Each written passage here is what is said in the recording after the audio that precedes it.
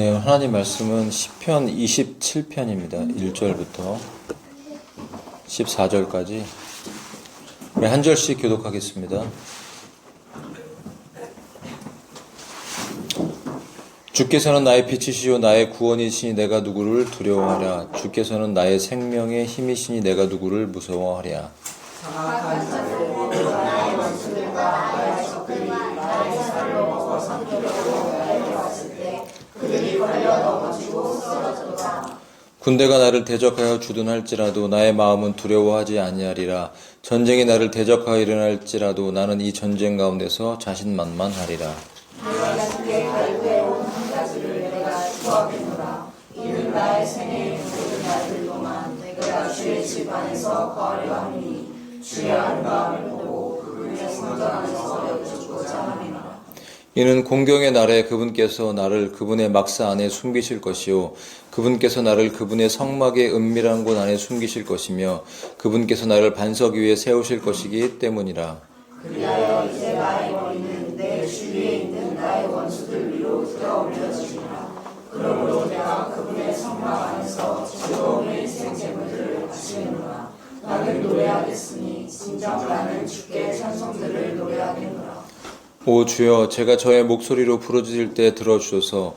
저에게도 자비를 베풀어 주시고 제게 응답하여 주소서.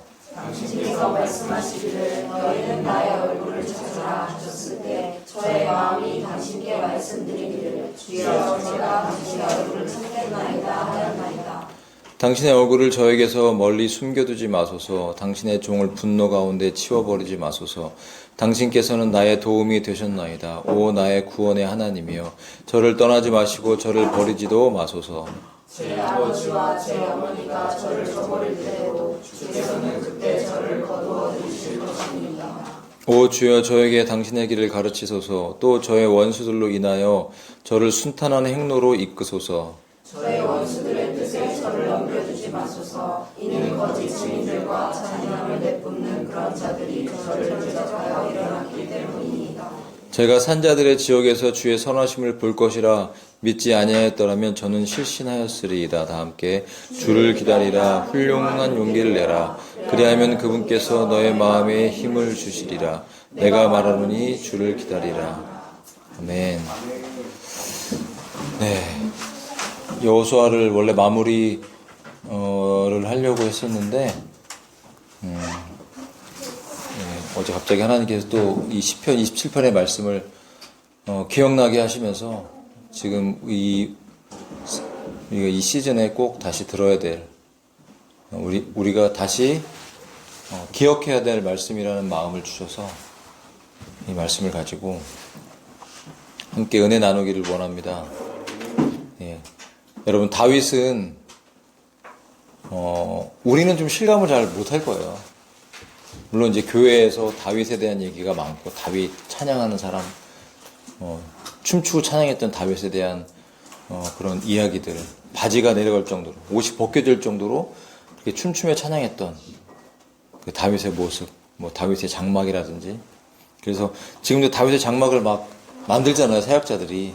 기도의 집, 그래서 다윗 장막을 만드는데, 그만큼 다윗에 대한 영성, 다윗의 그 모습에 대한 하나님을 향했던 다윗의 그 신실한 모습, 친밀함, 구약 시대임에도 불구하고 우리가 사는 시대의 그 어떤 누구보다도 정말 하나님에 대한 갈망과 예배의 마음. 그래서 그 시편에 보면 다윗의 주옥 같은 그 시편들이, 그 아름다운 정말 믿음의 고백들이 많이 나와 있잖아요. 오늘 이 시편도 그 기름 부음을 받기 전에라는 그런 이제 표시가 원래 나오는데, 다윗이 여러 번 기름 부음을 받았기 때문에 사실 언제쯤인지는 학자들도 모릅니다. 정확하게. 예. 유대인들도 몰라요. 당연히 저와 여러분도 모릅니다. 예. 본인만 알죠. 이게 어느 때인지 정확하게 어느 시점인지 우리는 알 수는 없어요.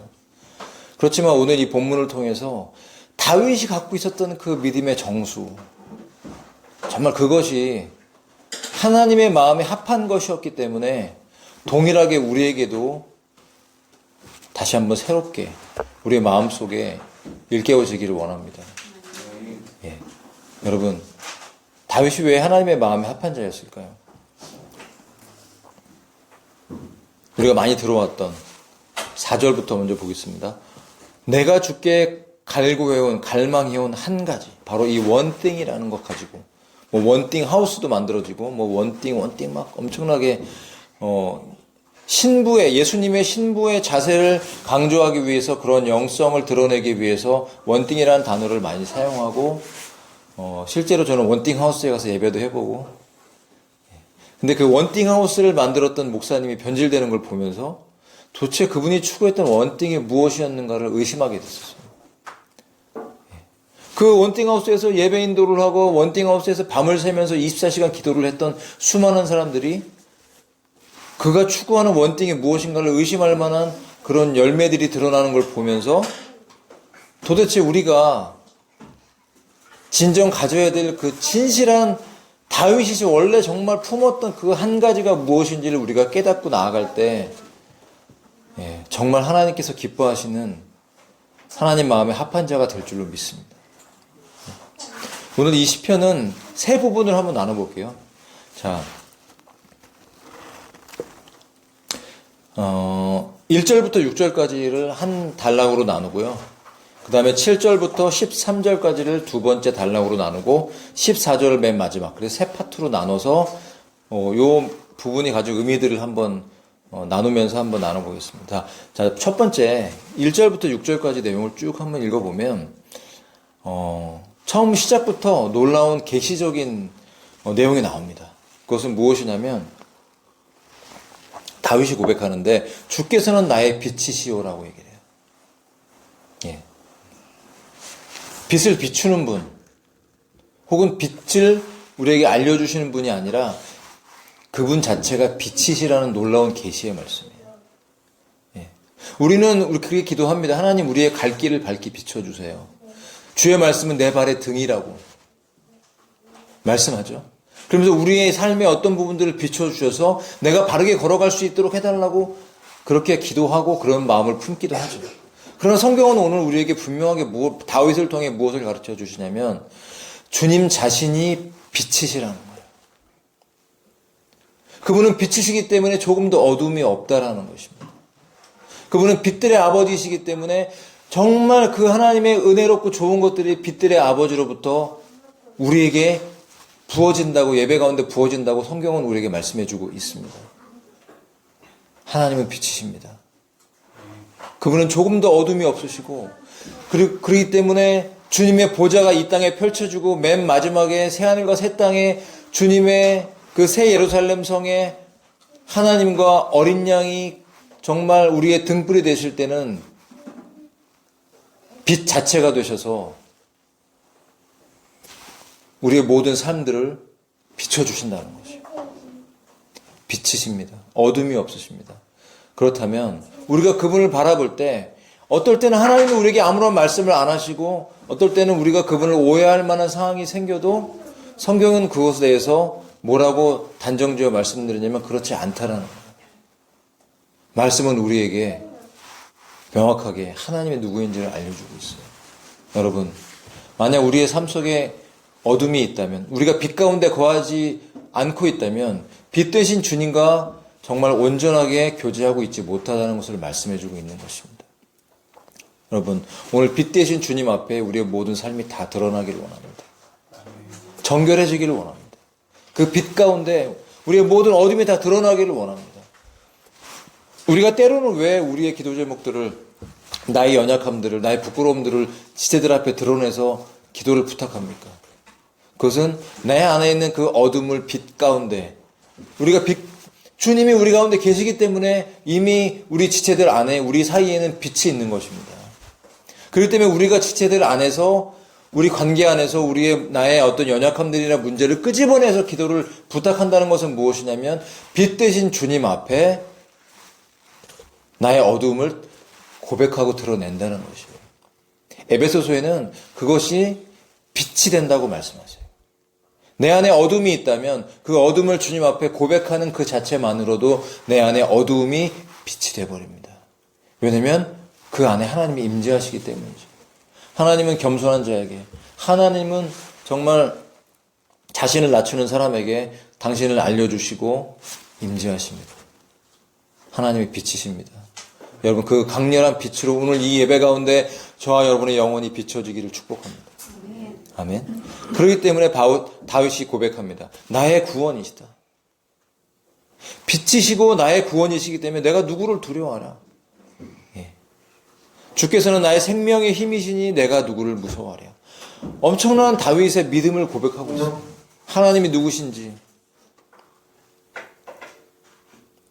그것을 믿음으로 고백하면서 얼마나 본인이 믿음의 확신이 차 있는가를 오늘 고백하고 있어요. 그래서 사악한 자들, 나의 원수들과 나의 적들이 나의 살을 먹어 삼키려고 나에게 왔을 때 그들이 걸려 넘어지고 쓰러졌도다. 여러분 이 본문을 읽으면서 어떤 생각이 드세요? 주의 지팡이와 막대기가 나를 안위하시나이다.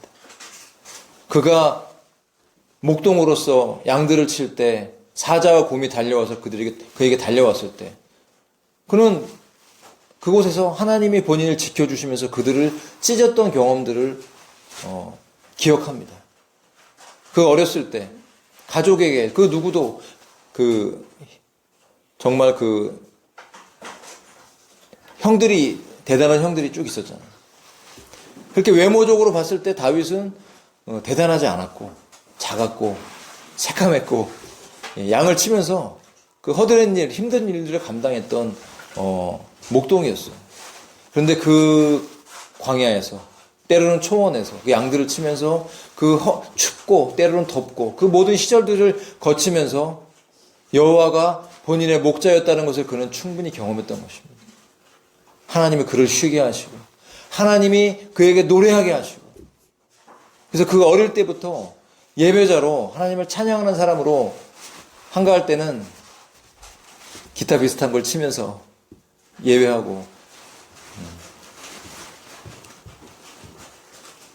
하나님을 높였던 사람이 바로 다윗인 것입니다. 그의 삶 속에 이런 것들은 사실 경험했던 내용들인 거예요. 3절입니다. 군대가 나를 대적하여 주둔할지라도 나의 마음은 두려워하지 아니하리라. 전쟁이 나를 대적하여 일어날지라도 나는 이 전쟁 가운데서 자신만만하리라. 이게 어떤 의미로 말씀하신 것일까요? 군대. 바로 블레셋이라는 군대. 그 군대가 대적해서 이스라엘을 오랜 시간 동안 대치하고 있었을 때 그 위대한 하나님의 용사들도 골리앗 때문에 두려움에 떨면서 감히 앞에 나가서 싸우지 못하는 그 상황 속에 있을 때 용감한 다윗이 처음에는 이제 사울의 그 갑옷을 입혀주었지만 맞지 않았잖아요. 그만큼 무겁고 사울이 키가 큰 사람이기 때문에 맞지 않았을 거예요. 무겁고 사이즈가 컸죠. 다 벗어버리고 그 엄청난 거인 3m가 넘는 그 골리앗 네피림의 후손인 아마 손가락 발가락이 6개였을지도 모르겠어요. 그 거인들이 있는 그 자리에 돌멩이 몇 개를 가지고 가서 대적해서 그 골리앗과 싸워 이기고 그 골리앗의 목을 베었을 때 블레셋이라는 엄청난 군대가 다 물러갔잖아요. 그 한 사람이 용기 있는 믿음의 한 사람이 달려갔을 때 이런 일이 벌어졌죠. 이것이 그런 다윗의 경험된 삶에 대한 고백이 오늘 본문에 계속 진행이 되고 있습니다. 그런 가운데서 다윗이 그 인생의 한 가지 정말 본인이 갈망해 왔던 한 가지 내가 갈구해 왔다는 것이에요. have 플러스 pp 잘 아시죠? 어느 한 시점까지 과거에서 현재까지라는 이렇게 갈망해 온 어떤 시간적 흐름을 말할 때 그런 표현을 쓰지 않습니까? 단 어느 한순간을 말한 것이 아닙니다.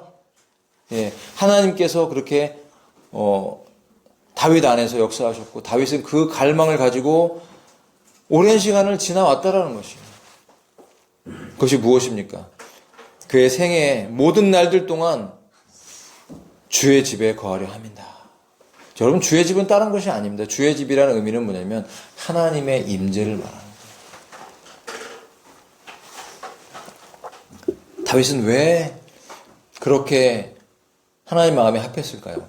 그는 하나님을 원했기 때문에 하나님 자신을 원했던 거예요. 하나님의 임재를 원했던 거예요. 이것이 다윗의 믿음의 핵심인 것입니다. 하나님의 임재. 주의 집에 거한다는 것은 하나님의 임재가 있는 곳에, 하나님이 계신 곳에 내가 있고 싶다, 그런 의미인 것이에요. 그걸 얼마나 갈망했으면 그런 성전을 짓고 싶었겠어요. 준비를 다 해놨어요. 모든 하나님이 주신 자원과 부를 가지고 다, 금과 은과 모든 백향목과 등등 모든 걸 다 준비를 해놨지만 하나님은 그에게 너는 피를 많이 흘렸기 때문에 할 수 없다. 얼마나 다윗의 마음속에 여러분 좌절했겠어요. 하고 싶었는데. 왜 그렇게 하고 싶었던 거예요? 왜 그렇게? 요새처럼 대형교회 막 어떤 큰 교회 건물 요새 막 진짜 어마어마한 돈을 들여서 성전을 예배당을 짓지 않습니까? 어떤 마음으로 질까요? 물론 하나님 보시기에 정말 다윗과 같은 건강한 마음으로 짓는 분들이 계시겠죠. 다윗이 그 성전을 짓기를 갈망했던 그것은 바로 그가 그 성전에 임재하시는 그 하나님의 임재, 하나님을 기쁘게 해드리고 하나님을 더욱 알고 싶은 그 갈망에서 나왔다는 것을 저는 확신합니다. 주의 아름다움을 보고 그분의 성전 안에서 여쭙고자 함이라. 예. 주님의 아름다움을 보고 원했던 거예요. 우리는 주님께서 임재하실 때 그 임재를 맛본 사람은 예수님은 아름답다고 찬양으로 고백하지 않습니까? 그 이름 아름답도다. 그 이름 영화롭도다. 예수 아름다운 주. 그 찬양을 부르면서 우리가 그런 눈물을 흘리는 이유는 무엇입니까? 주님은 정말 아름다우신 분이기 때문입니다. 그 십자가에서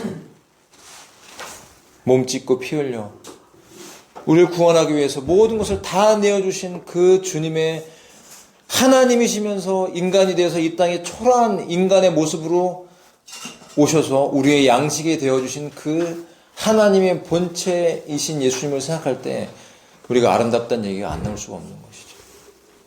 그런데 이것을 다윗이 봤다는 거예요. 본인의 그 후손으로 오실 메시아를 본인은 알고 있었다는 것이에요. 다윗의 후손으로 왔다는 것은 다윗의 그 믿음 안에서 왔다는 것이에요. 성령으로 잉태하셨기 때문에 다윗의 그 직계로서의 DNA로 오신 것이 아니잖아요. 성령으로 오셨죠. 물론 마리아의 그 인성을 취하시고 인간의 인성을 취하시고 오신 것이지만 하나님의 성령께서 직접적으로 잉태되게 하셔서 이 땅에 오신 것입니다. 우리에게 생명을 주시기 위해서. 다윗은 그것을 본 것입니다. 하나님의 아들이 이 땅에 오실 그 모습을 그의 삶 속에서 하나님의 임재 가운데 그것을 경험한 것입니다. 그래서 그 주의 아름다움을 보고 그 성전 안에서 여쭙고자 그것을 묵상하고 계속 고백한다는 것이에요. 그냥 아름다움을 보는 것으로 끝나는 것이 아니라 그 주님이 얼마나 아름다우신 분이신지를 계속 되뇌이고 대화하고 싶다는 것입니다. 여러분, 저도 그런 정말 하나님의 아름다움을 제가 지성소에서 제 골방에서 기도할 때 많이 경험했습니다. 여러분도 분명히 그러하시리라 믿습니다. 아멘. 요즘 언제 혹시 경험하셨나요? 이 주님의 아름다움을 여러분 요즘 언제 얼마나 되셨어요? 어제 경험하셨습니까? 아니면 오늘 찬양 중에 경험하셨습니까? 아니면 혹시 한 달 전에? 6개월 전에? 매일매일 경험할 수 있기를 축복합니다. 여러분, 매일매일이 힘들면 최소한 양심적으로 일주일에 한 번은 주님의 아름다움을 봐야 되지 않겠습니까? 주님의 아름다움을 보고 그 아름다움을 묵상하는 삶. 내가 최소한 일주일에 한 번이라도 지성소에서 주님의 아름다움을 경험했다면 그 한 주간 그것을 묵상하면서 되뇌이면서 감동받으면서 주님과 동행하며 살아갈 수 있지 않겠습니까? 네. 현대 교인들은 아마도 이 주님의 아름다움을 갈망하는 것에 대해서 굉장히 비양심적이지 않을까 저는 생각합니다. 뭐가 그렇게 심지어 찬양 인도를 하면서도 뭐가 그렇게 자신을 뽐내고 싶어서 주님의 아름다움을 보는 게 아니라 하와처럼 자신의 아름다움에 빠져서 잘못하면 자기가 우상이 되는 경우가 너무나 많은 것 같아요. 설교를 할 때도 어떤 문화적인 형식을 빌려서 하나님을 예배한다고 할 때도 우리가 늘 조심해야 되는 것은 그 자체가 내가 어떤 나의 재능과 이런 것들을 드러날 때는 인간은 저절로 그것을 뽐내기 쉽습니다. 그래서 우리는 늘 지성소 안에서 우리의 자랑과 의와 자랑이 죽어야 돼요. 그분이 아름답다는 걸 발견하면 내가 얼마나 죄인인가를 깨달으면서 나의 육신은 저절로 죽어진다는 것입니다. 그러므로 우리 삶 속에서 이 다윗의 갈망이 정말 우리 가운데 날마다 있기를 원합니다. 여러분, 하나님의 아름다운, 예수님의 아름다움을 갈망하는 것에 대해서 여러분 양심적이시기를 축복합니다. 우리 모두가 다 좀 양심이 있었으면 좋겠어요. 하나님의 아름다움을 보지 않고 어떻게 내 자아가 죽어집니까? 천만의 말씀입니다. 그 누구도 불가능합니다. 인간은 저절로 그렇게 되게 돼. 저절로 자아를 숭배하고 저절로 나를 자랑하게 만들어졌어요. 그렇기 때문에 주님을 봐야 됩니다. 이것이 바로 믿음인 거예요. 그것이 바로 다윗에게 있어서 그가 이런 믿음, 이런 담대함들을 원수들로부터 군대가 다 자기를 대적하는데 그 수많은 사람이 자기를 대적하는 두려워하지 않는다는 게 말이 됩니까? 근데 이것을 경험했잖아요. 골리앗을 목을 치면서 경험했잖아요. 내게 갖고 있던 물맷돌 그 몇 개를 들고 뛰어가면서 던져도 하나님이 자기를 지켜주실 것에 대한 확실한 믿음이 있었기 때문에 골리앗의 정수리를 빵꾸낼 수 있었던 거예요. 그러면서 고백합니다. 이는 곤경의 날에 그분께서 나를 그분의 막사 안에 숨기실 것이요 그분께서 나를 그분의 성막의 은밀한 곳 안에 숨기실 것이며 나를 반석 위에 세우실 것이기 때문이라. 이제 나의 머리는 내 주위에 있는 나의 원수들 위로 들어 올려지리라. 그러므로 내가 그분의 성막 안에서 즐거움의 희생 제물들을 바치겠노라. 나는 노래하겠으니 진정 나는 주께 찬송들을 노래하겠노라. 아멘입니다. 여러분, 저와 여러분 삶 속에서도 날마다 이러한 믿음의 확신이 있으시기를 축복합니다. 우리는 그런 믿음의 경험들이 있죠. 기도의 응답들이 있고 체험들이 있기 때문에 각자가 분량이 다르고 상황이 다르겠지만 분명히 이런 고백들이 있을 줄로 믿습니다. 이것이 바로 믿음의 고백이에요. 믿음의 고백이 없는 사람, 이런 믿음의 체험이 없는 사람은 사실 거듭나지 않은 거죠. 교회 다니면서 내가 구원받았고 내 기도가 응답됐고 하나님을 만난 경험이 없다면 이런 고백을 못하죠. 그렇다면 그냥 문화적으로 종교적으로 그냥 교회 다니는 거겠죠. 그러나 정말 거듭나고 구원받은 사람이라면 우리의 기도가 응답되었고 내가 주님의 그 아름다움을 경험했던 예수 그리스도가 누구인지가 계시됐던 분명한 경험들이 있을 것입니다. 그런 사람들은 이런 고백을 할 수가 있어요. 그럼에도 불구하고 7절입니다. 이 내용이 바뀌기 때문에 어떤 학자들은 이게 하필 이 시편이 두 개인데 붙인 거다 이런 얘기도 합니다. 그만큼 이 어조가 확 바뀌어요. 그리고 저자가 2명이다 이런 얘기도 하기도 합니다. 그렇지만 저는 묵상을 하면서 다윗의 시편이다. 그리고 하나다라는 고백을 하게 됐어요. 왜냐하면 이 1절부터 6절까지의 이런 믿음의 확신이 있을지라도 우리의 삶에 7절부터 13절까지의 이러한 상황들이 다가올 수 있다는 것이죠. 7절입니다. 오 주여 제가 저의 목소리로 부르짖을 때 들어주시오. 이제 감사와 믿음과 확신과 찬양에서 무엇으로 들어가냐면 기도로 들어갑니다. 저의 목소리로 부르짖을 때 들어주셔서 부르짖는 상황으로 들어가요. 자비를 베풀어 달라고 기도하고 응답해 달라고. 왜냐하면 어떤 지금 곤란한 상황 속에 들어간 거예요. 자, 어떤 상황일까요? 8절에 당신께서 말씀하시기를 너희는 나의 얼굴을 찾으라 하셨을 때 저의 마음이 당신께 말씀드리기를 주여 제가 당신의 얼굴을 찾으리이다 하였나이다. 주님의 얼굴을 찾기 위해서. 왜냐하면 주님의 얼굴이 지금 그가 있는 상황 속에서 주님의 얼굴이 보이지 않는 거예요. 여러분, 우리가 우리의 삶의 상황에서도 부르짖어야 될 때가 있고 주님의 자비를 경험해야 될 그런 필요성이 있는 때가 있습니다. 주님의 얼굴을 구해야 되는 걸 분명히 알아요. 그래서 주의 얼굴을 찾겠다고 고백하고 있는 것입니다. 9절입니다. 그가 분명히 지금 어떤 힘든 상황을 지나고 있어요. 당신의 얼굴을 저에게서 멀리 숨겨두지 마소서. 하나님이 안 느껴질 때, 하나님의 임재가 안 느껴지고 하나님이 나와 함께 한다고, 내 기도가 응답되고 있다고 못 느끼고 있는 그런 상황이 다가온다는 것이에요. 네. 당신의 종을 분노 가운데 치워버리지 마소서. 그러니까 하나님이 분노하시는 것처럼, 나에게 잠잠하시고 아무런 말씀 안 하는 것처럼 느껴질 때가 있다는 것이에요. 그렇지만 당신께서는 나의 도움이셨나이다. 오 나의 구원의 하나님이여, 저를 떠나지 마시고 저를 저버리지도 마소서. 이런 간절한 기도의 제목들을 가지고 부르짖는 기도를 하고 있어요. 10절입니다. 제 아버지와 제 어머니가 저를 저버릴 때에도 주께서는 그때 저를 거두어 들으실 것이니이다. 그가 모압 땅에 그 부모님을 피신시켰을 때가 있어요. 그렇지만 이것은 부모님이 그를 떠나기 위해서 그랬던 것이 아니라 어떤 위험할 수 있기 때문에, 사울에게 쫓기고 막 그럴 때 위험할 수 있으니까 모압 땅에 잠깐 머무르게 했을 때가 있었습니다. 그 상황을 말하는 것일까요? 아닌 것 같죠. 이거 어떤 상황이냐면 아버지와 어머니 같은 그런 존재가, 이런 의미죠. 나에게 아버지와 어머니 같은 그런 존재가 저를 저버리고 저를 버리고 죽이려고 하는 그런 상황, 나를 배반하고 나를 저버리는 그런 상황들을 말하는 거예요. 누구를 말하는 것 같으세요?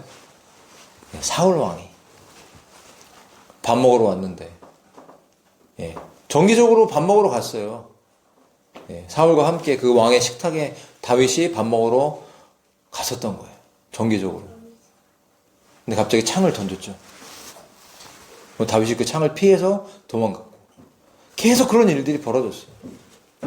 아기스한테 가서도 피해서 블레셋 가운데서도 거하기도 하고, 다윗이 경험했던 그 곤란한 상황들을 여러분 한번 기억해 보십시오.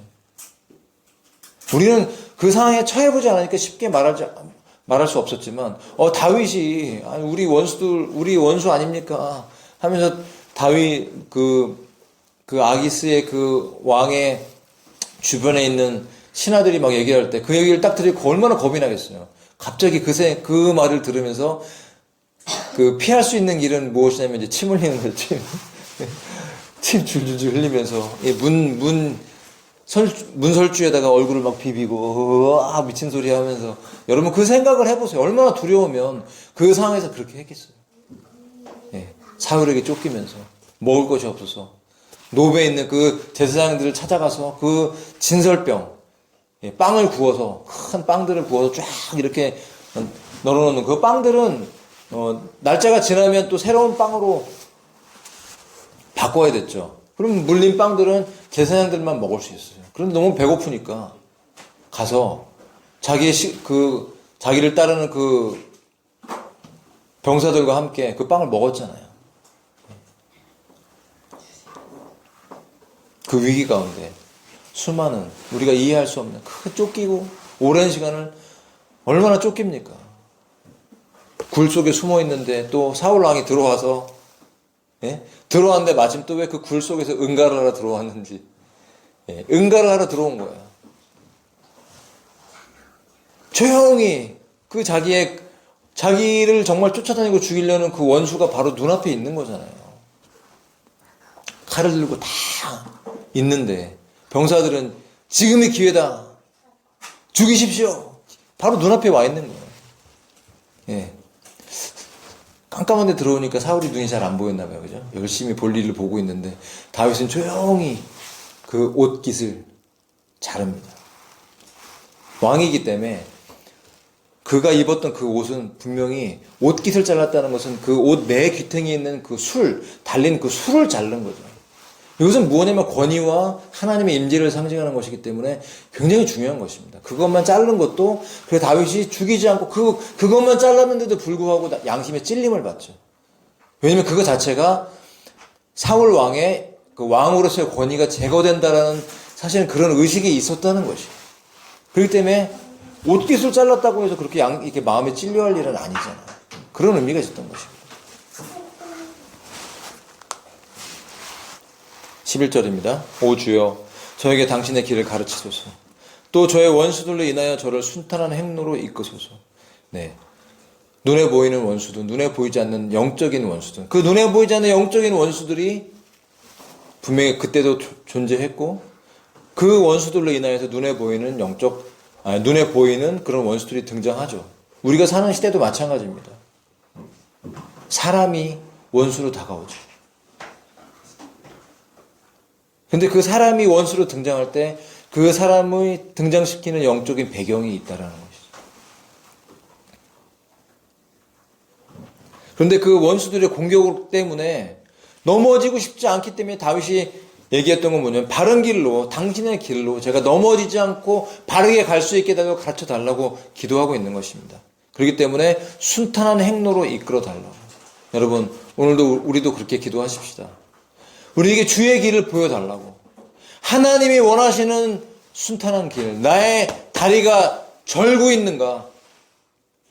나의 삶 속에 나의 손과 발이 하나님이 기뻐하지 않는 그 길로 행하고 있는 부분들이 있다면 쳐서 바른 길로 가게 해달라고 우리가 기도해야 될 줄로 믿습니다.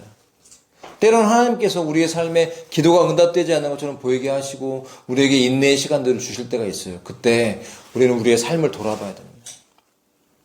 내가 무엇을 배워야 될지, 내가 어떠한 믿음을 가져야 될지, 단순하게 인내해야 되는 것인가, 아니면 하나님께서 나의 삶 속에서 내가 고치기를 원하는 어떠한 부분들이 있는 것인지에 대해서 우리는 기도해야 됩니다. 우리가 주님의 길로 갈 수 있도록.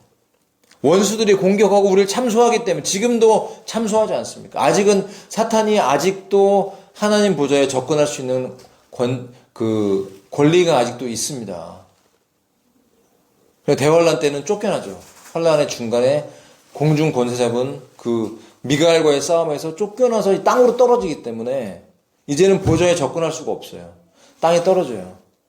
그 3년 반 동안 엄청난 이제 심판을 겪으면서 맨 마지막에 이제 사탄은 이제 무저갱으로 들어가게 되죠. 그때까지는 지금도 우리가 살고 있는 이 시대 가운데서도 여러분 사탄의 참소가 있습니다. 사탄의 참소가 있을 때 하나님이 우리에게 뭘 축복해주고 싶고 하나님이 우리의 기도를 뭘 응답해주고 싶어도 하나님이 머뭇거릴 수밖에 없는 그런 상황이 바로 이런 부분들이에요. 참소. 사탄의 참소. 여러분 참소라는 게 별거 아닌 것 같지만 그런 게 아니에요. 이게 바로 권세라는 권세. 말에는 권위가 있어요. 사탄에게도 그가 말할 때 어떤 부분에 있어서 힘이 있는 부분이 있어요. 하나님 앞에서 하나님이 공의의 하나님이시기 때문에 사탄이 와서 우리의 삶을 가지고 참소한다면 그 부분에 대해서 우리가 정확하게 주님 앞에서 정결해지고 해결받고 그리스도의 의를 옷 입고 나의 삶을 고쳐서 바른 길로 걸어가면 그 사단의 참소가 꺾이는 것입니다. 여러분 오늘 한번 돌아보십시다. 기도 가운데 내가 무엇을 더 결단해야 될지, 나의 삶 속에 하나님의 어떤 부분들을 요구하시는지를 듣고 고치고 주의 바른 길로 걸어갈 때 우리가 기도하는 그런 기도의 제목들에 대해서 주님께서 속히 응답해 주실 것이라는 것입니다. 저의 원수들의 뜻에 저를 넘겨주지 마소서. 이는 거짓 증인들과 잔인함을 내뿜는 그런 자들이 저를 대적하여 일어났기 때문입니다. 그렇지만 제가 산자들의 지옥에서 주의 선하심을 볼 것이라 믿지 아니하였더라면 저는 실신하였으리이다.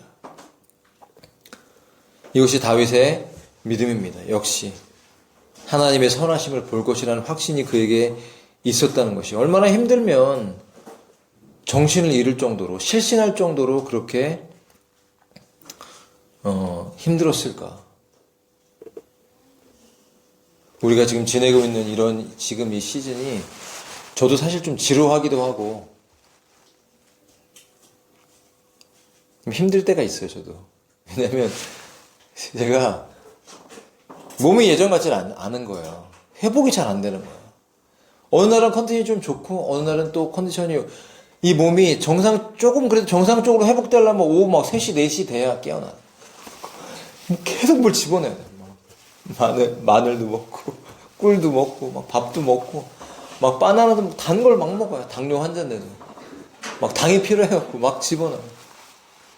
그래서 뭔가 좀 이렇게 회복되고 막 뭔가 돌아갈 때까지 시간이 걸리고 힘들 때가 좀 있어요. 그러다 보니까 몸이 여러분 지치면은 기도도 깊은 기도를 하기 힘들어집니다. 제가 어제 여기 와서 기도를 하는데 기도하는 게 힘이 들더라고요. 이게 막 숨 쉬는 게 힘이 드니까 기도도 힘든 거야. 몸이 너무 힘드니까 기도를 오래 하고 깊게 하기가 너무 힘이 드네요. 주님, 이런 고백을 하게 되더라고요. 그것이 또 저에게도 연약함이고 여러분에게도 그런 나름대로 그런 연약함들이 분명히 있을 것입니다. 그렇지만 오늘 다윗의 고백처럼 우리는 이 땅에 살 동안에 우리가 기도하고 있는 그런 기도의 제목들과 하나님의 역사에 대해서 그 하나님이 우리에게 선하심에 대해서 선하심을 우리에게 경험시켜 줄 것이라고 우리가 다윗이 그렇게 믿었고 저와 여러분도 그런 믿음이 있습니다. 아멘. 그 믿음 가운데 우리가 지금 버텨내고 기다리고 있는 것이에요. 자, 마지막 절입니다. 자, 이렇게 다윗의 믿음과 찬양의 고백이 있고 그 다음에 그 두 번째는 그런 모든 힘든 상황 속에 그가 기도하는 다윗의 그 기도의 제목과 다윗의 마음가짐 얼마나 힘들었을까 그걸 우리가 상상할 수 있는 그런 내용들이 나오잖아요. 그리고 맨 마지막에는 자기 자신에게 이제 권면을 하는 거예요. 뭐라고 권면을 합니까? 결단을 합니까? 주를 기다리라. 자기한테 얘기하고 있는 거예요. 훌륭한 용기를 내라. 표현이 되게 재밌죠. 그냥 용기를 내라가 아니라 훌륭한 용기. 강하고 위대하고 정말 큰 용기가 필요한 그런 상황이라는 거예요. 그리하면 그분께서 너의 마음에 힘을 주실 것이다. 내가 다시 말하노니 주를 기다리라. 하나님 우리의 삶 속에 임하시고 우리의 기도가 응답되어지고 하나님의 길들이 열릴 기도하고 있는 부분들에 대해서 믿고 기다리라는 것이. 주님을 기다리십니까? 주님의 얼굴을 갈망하십니까? 다시 4절로 다시 한번 돌아가겠습니다. 이 모든 내용들 이것은 한 사람의 인생을 얘기하고 있는 것이지만 모든 믿는 자들을 향한 동일한 믿음의 여정이라고 저는 생각이 들었습니다. 그러면서 다시 한번 우리 가운데 우리가 다윗의 그 아름다움, 다윗이 그렇게 하나님을 갈망했던 그 믿음, 첫사랑의 고백을 우리가 회복하기 위해서 오늘 이 예배 가운데 우리가 무엇을 기도할 것인가? 그 갈망. 그 갈망을 다시 한번 새기길 원합니다. 주님의 아름다움, 주님의 임재, 주의 얼굴을 구하고 그분의 그 성전 안에서 주님과 속삭이는, 주님과 대화하는, 주님 정말 아름다우십니다 라고 고백했던 그의 믿음의 여정, 그의 그 찬양,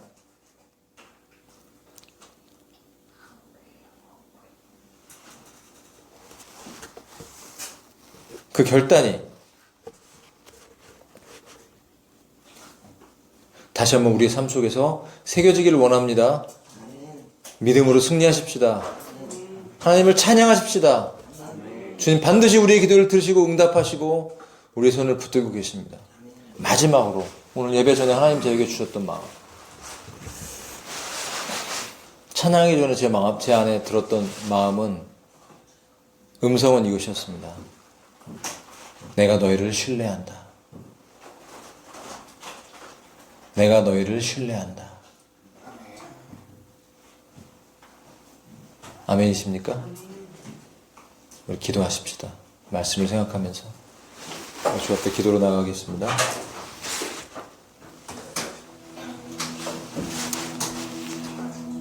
주님 감사합니다. 주님 감사합니다. 주님 찬양합니다. 오 주님 영광 받아 주시옵소서. 주의 이름을 높여드립니다. 주의 이름을 높여드립니다. 할렐루야 할렐루야. 주의 얼굴을 구합니다.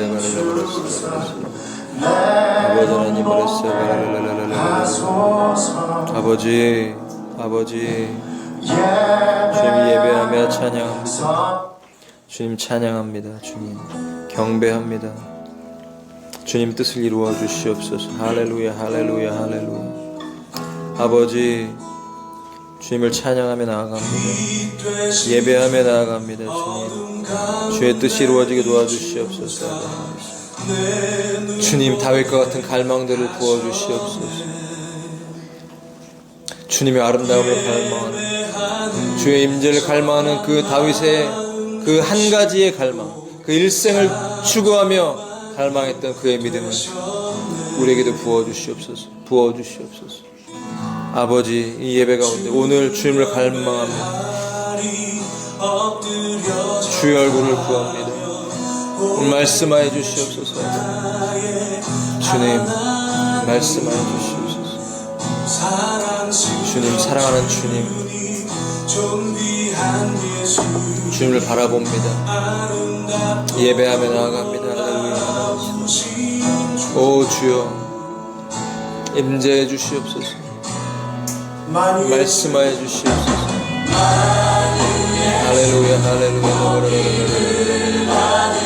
예, 아버지.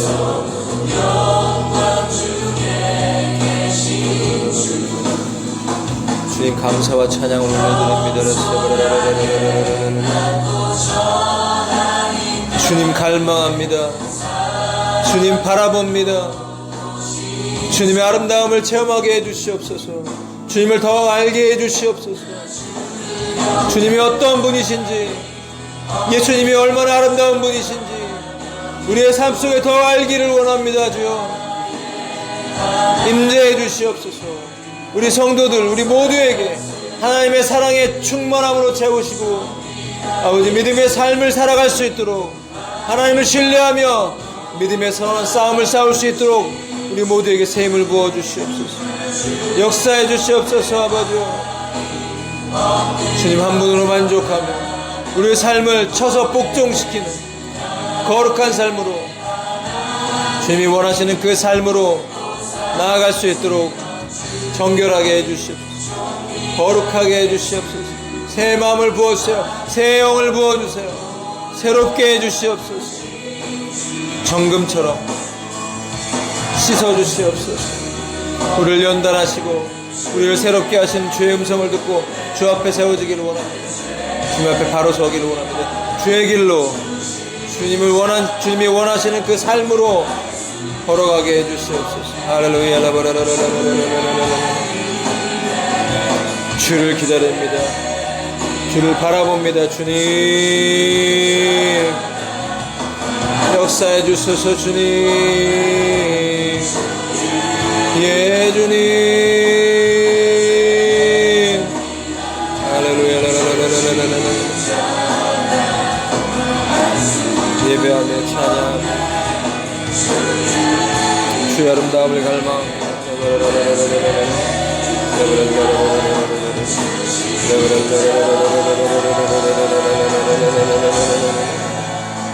예, 할렐루야, 할렐루야, 할렐루야.